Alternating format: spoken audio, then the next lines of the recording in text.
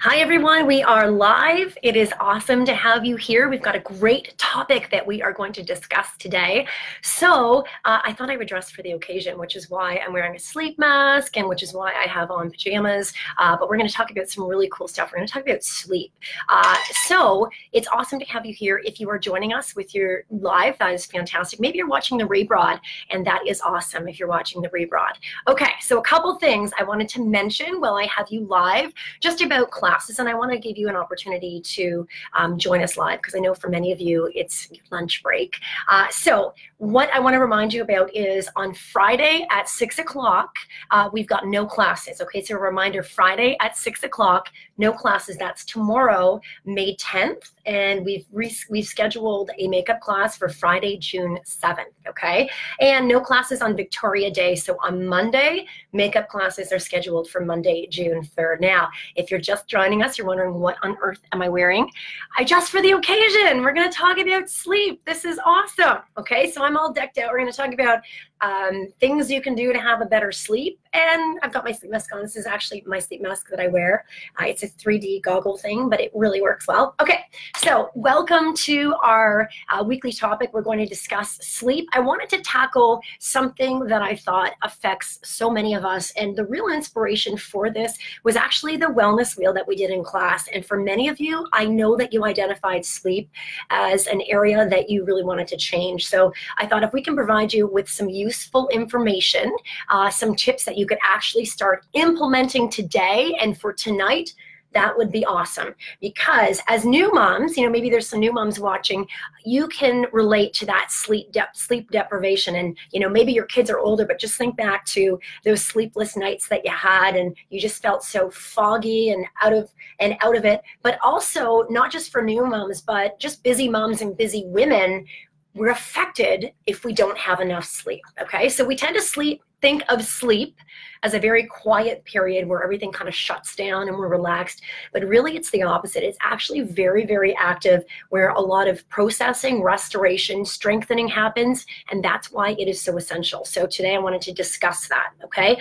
The secret to a restful night's sleep is a combination of two things. I'm going to talk about what those two things are, plus I want to give you some research-backed strategies for quality shut-eye, okay? Really important there. A little bit about my story though, because I want to tell you how I improved my sleep, because I think you can really relate to it. As many of you know, before starting The Buff Mom, I was actually a TV journalist, I was a news anchor, but I was also a news junkie, and I was extremely sleep deprived. I was pretty stressed out.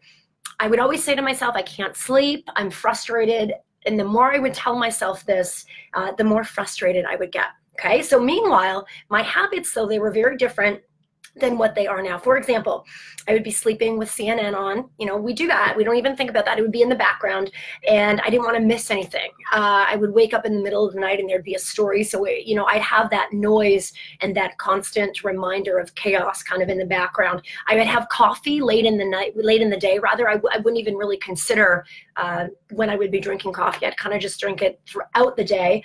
I was really inconsistent with my bedtimes because I was a shift worker, and I'm going to explain a little bit, if you are a shift worker, what you can do. I was inconsistent with my bedtimes, and I was eating late at night. Okay, so I had no idea what was causing my sleep deprivation or the fact that I couldn't sleep, but more specifically, I was unaware of what was causing it. Okay, so I was unaware, and that's the big thing. This process of improving our health is really about awareness. Okay, and I would blame things. I would say it was the food I ate, it was the demands at work, maybe I had creative bursts at night and I couldn't get to sleep. And until I started working with a life coach, though, which really is about making changes from within and taking responsibility, I didn't realize some of the stuff I was doing was contributing to this. So fast forward more than a decade. Thankfully, I've had a decade of amazing sleep, so I'm happy to report that. But I'm telling you this just so you can relate. I can relate to you, and you know that I've been there. Okay, so now I have no trouble sleeping. I have a set routine. I do a meditation. I wake up early. I have energy. Bedtime is really, really important for me. And the reason I wanted to tell you this is because I did it, and I think if I did it, I know anybody can do it, because I really had so much trouble sleeping. So once again, the thesis of what we're going to talk about today is the secret to a restful night's sleep is a combination of two things. Okay, I'm going to talk about what those two things are, plus share research-backed strategies for more quality shut-eye. Before we go any further, though, I want to talk about this notion that sleep is magic. Okay, so I've said this before in class. I say sleep is magic. And why is that? So there's some cool facts. Number one, sleep boosts your immunity. So you may or may not know this, but you may notice that when you get run down and sick, or you get run down, you're tired, you're overwhelmed, you get sick. And there's a reason for that, because something called cytokines, okay? I want to make sure I'm pronouncing that correctly. It's a protein that targets inflammation and infection. And when you sleep, your sleep produces and releases these things. So it's really a double whammy. It's kind of like rejuvenation, rebooting your system. And if you're not getting enough sleep, that's really tough on your immune system to stay strong, okay? Chronic sleep loss has actually been linked to the the effect of a flu vaccine on the body, meaning it's not as efficient if you're sleep deprived. I read that study, and that was really cool. Restore and rejuvenate. So it's important for the success of our program, especially with exercise, that you're getting enough sleep to rejuvenate. And the reason we need that is because when we sleep, our body produces growth hormone. And growth hormone is what helps us build lean muscle mass and helps our body repair. So often, ladies will be working really, really hard, but not getting enough sleep, which makes them more susceptible to injury, and those results not as good as they would like them to be, okay? That's how powerful sleep is. And the third one, and this is the one that I think makes the biggest impact, and we've touched on this before, but it regulates hormones, specifically your hunger hormones. So if you go without sleep and you're sleep deprived and you find that you're craving a whole bunch of sugar, that's because there's a reason for it. Sleep, deep sleep, restorative sleep, it helps balance your hormones. For example, the hormone leptin tells us when we're full, and the hormone ghrelin tells us when we are hungry, okay?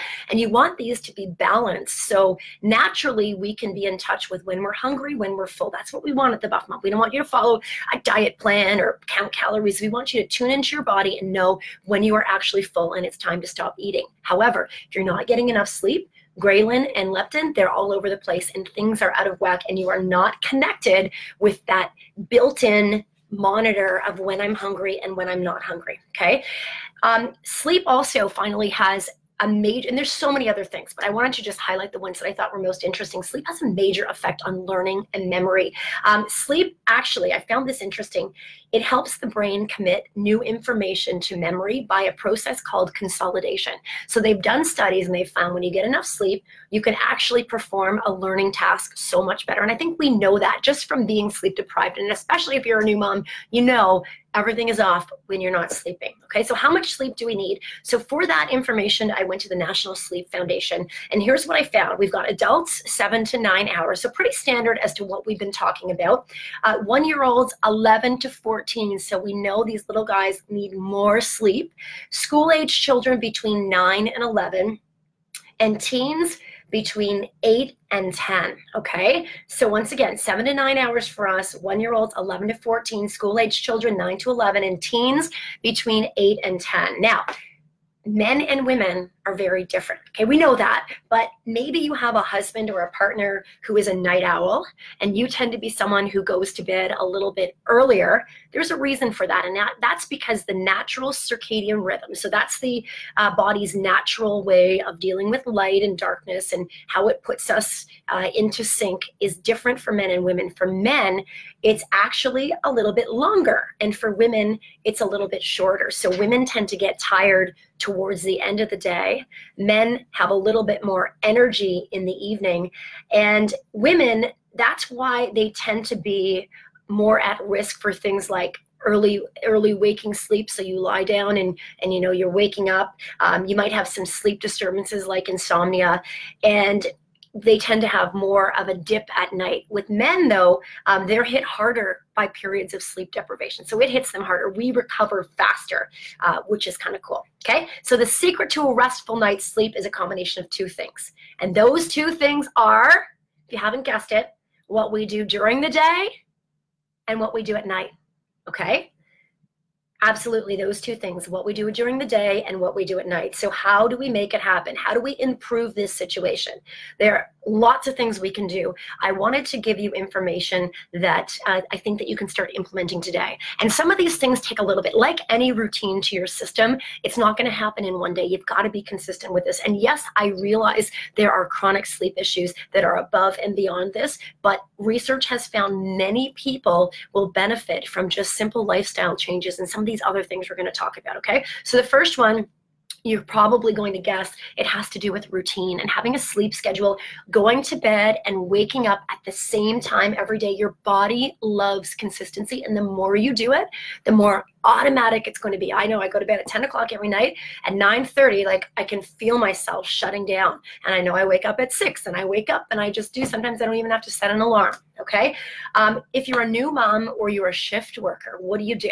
Okay, new moms, you want to try to go to bed as early as possible. So I know it's tempting to stay up and watch late night TV, especially if you've been going crazy all day, but you need your sleep. So setting a early bedtime is going to be very beneficial to you and shift workers as your shift changes, okay? And you've got a block of shifts, one block and a block of shift the next. You want to keep your daytime activity and your evening activity the same for each block of shifts. And what's interesting is if you need to go to sleep during the day, you want to use blackout curtains and keep the room completely dark, because it's darkness that brings on melatonin that's going to make us feel sleepy. That said, if you've got to get up in the middle of the night to head to work, turn on all the lights, because that's going to stop the production of melatonin, and it's going to make it a little bit easier for you to get there. And by the way, there's some great research on napping that shows napping is so beneficial. So if you're listening to this and you're not sleeping at night, it's okay to nap, but no more than 30 minutes each nap, one in the morning and one at night. And you've got to watch when you have these naps, because if you're sleeping too long, so over 30 minutes or too close to bedtime, your body's sleep rhythms are going to be even more confused. So if you're tired, oh my gosh, I'm so sorry. My husband just snuck in. Oh my gosh, Kyle! Your TVs aren't on. I just turned them on. He's turning on the monitors. Ha ha ha ha. Okay, I need to relax now. That was so scary. Back to sleep. Back to sleep.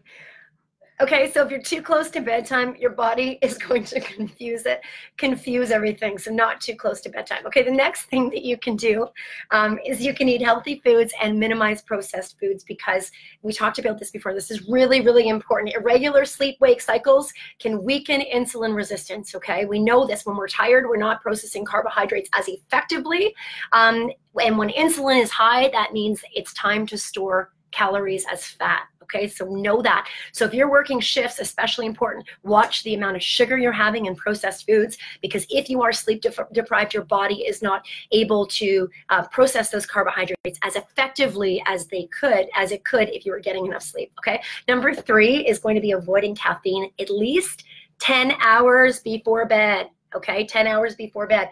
Studies have shown caffeine has an amazing impact on things like mental alertness, but it can have a negative impact on your sleep. In fact, I found one study that shows it affects the amount of hours that you are asleep by 90 to 74%. Wow. Actually, it's comparable to other more powerful stimulants like Ritalin. And I got that from a Psychology Today article, which is crazy to think about it. So try to stop that coffee or anything caffeinated, even if you're having tea or something else with caffeine, chocolate, everything has caffeine in it. So you want to get rid of that 10 hours before bed. That's how long it takes to get it out of your system. No more food or alcohol 3 hours before bed. And I've talked to you about this before. What's interesting about alcohol is alcohol can actually get in the way of you getting your REM sleep, okay? You may find that you go to sleep fine, but you're going to wake up. And the reason is there's something called adenosine. And that is a sleep-inducing chemical, and that is in the brain, and it's increased when you drink, and it helps you fall asleep, but it also dissipates very quickly, so that's why you wake up, okay? Number 5 is you want to power down the phones and devices 1 hour before bed, even putting them on airplane mode. So what I do here is 9:30, my phone goes on airplane mode and I don't even pay attention to it, because I know that if I get involved in emails and do stuff, I'm going to get rubbed up and I'm not going to be able to gear down for sleep. I found a study that showed using a smartphone before going to bed more than doubles your chance of a bad night's sleep. Okay, so 1 hour before sleep, power down those phones, get them out of your rooms, put them in your other room, or even plug them in the bathroom if you use your phone as an alarm. For children, even keeping their phones in their room, this is interesting, may disrupt their sleep. That's what a study found, even when they're not in use, because subconsciously they could be engaging with them. Okay, and that was a really cool study. So if your kids have their phones in their rooms, maybe get them to plug them in the hall, okay, so they're not in the rooms. Research points to old-fashioned reading, whether it's magazines or newspapers or a book before bed. That's going to be the best thing for you to do, okay? Number 6, this is a good one. It has to do with the snooze button, and this is something Mel Robbins from the 5-Second Rule calls a productivity killer. And the reason she calls it a productivity killer is because pressing the snooze button creates a mental state of what is called sleep inertia. And what sleep inertia means is, as we sleep, we cycle through a number of cycles through the night.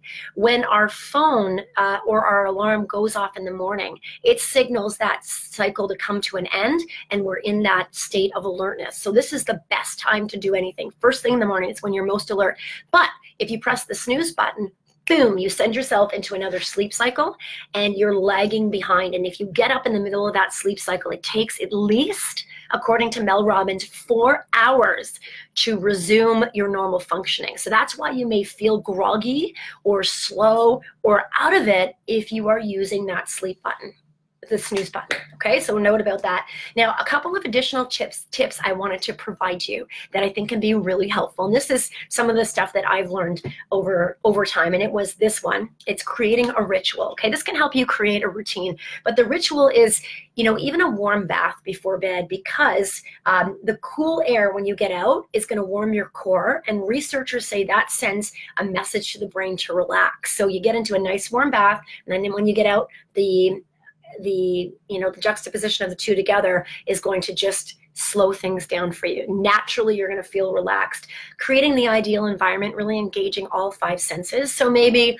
that's, some nice music or a sound machine. My husband laughs at the setup in our room. We've got a sound machine, you've got some essential oils, lavender, things that have been known to relax you, and even the type of pillow you have, and of course the sleep mask, just to make sure everything is dark, because that's going to bring on the production of melatonin. You have a better sleep when the room is cold.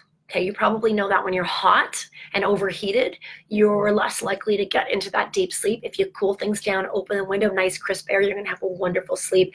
Some teas that are great. Chamomile, which you probably know about, and something else called passion flower. And you can get these at your local health food store. You always want to make sure you get the organic type of tea.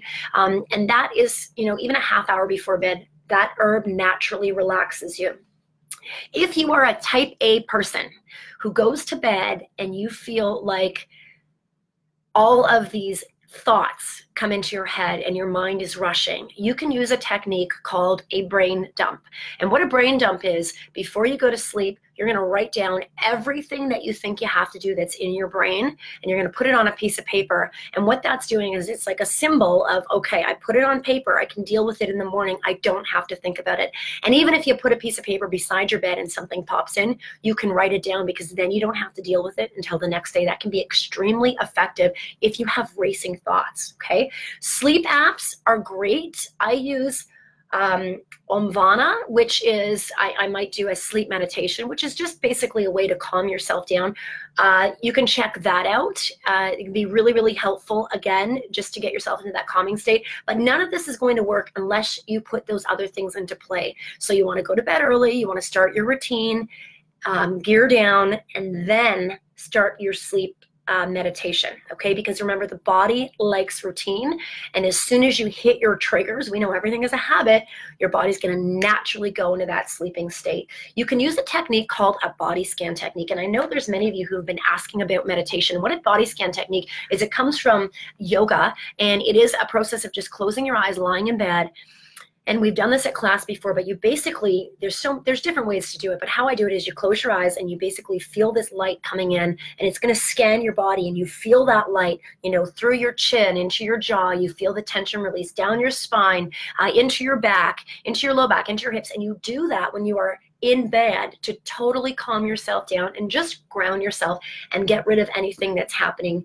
through the day. You can also try a mental technique where you think of any stress that you have, and you physically, you know, you might put it into a balloon, or you might put it in the garbage, and then you just, you know, you seal that in your brain, you let it go. It's just something silly that really, really makes a difference, because you're taking all that stress and you're giving it away so you can actually relax, okay? And then a couple more points. Number one is letting go of expectations. I can remember knowing I had to wake up at 4 in the morning, lying in bed at 2, thinking, oh my gosh, I have to wake up, and that would be a lot of stress.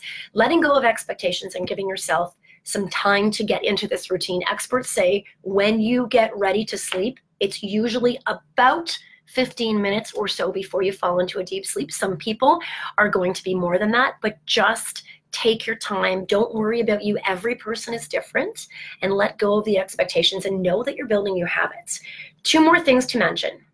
A note for new moms, actually all moms, all women, is we want to watch the self-talk, because what we talk about in this program is how our thinking really impacts our feelings, impacts our actions, and gives us certain results. When we're talking to our friends and we're saying, I can't sleep, and they're chiming in and saying they can't sleep, and everybody's talking about it, it's like this little ball that now has turned into a big ball and has all this energy, and it becomes a self-fulfilling prophecy. So watch the self-talk, what you're saying to yourself, what you're saying to others, and try just saying, okay, I'm learning to have a good night's sleep. I'm learning strategies to give myself a more restful, rejuvenating rest, and see what happens, because so much of everything we know is mindset. And before we end today, I would like to end with an Irish proverb, and it is this: a good laugh and long sleep are the 2 best cures for anything. So I hope this helps you. Let us know if it does, or if you have any strategies that you'd like to share and you've got your sleep underway, we'd love to know what you are doing. Have a fabulous, fabulous day. Thanks everyone for watching. We'll see you soon. Bye.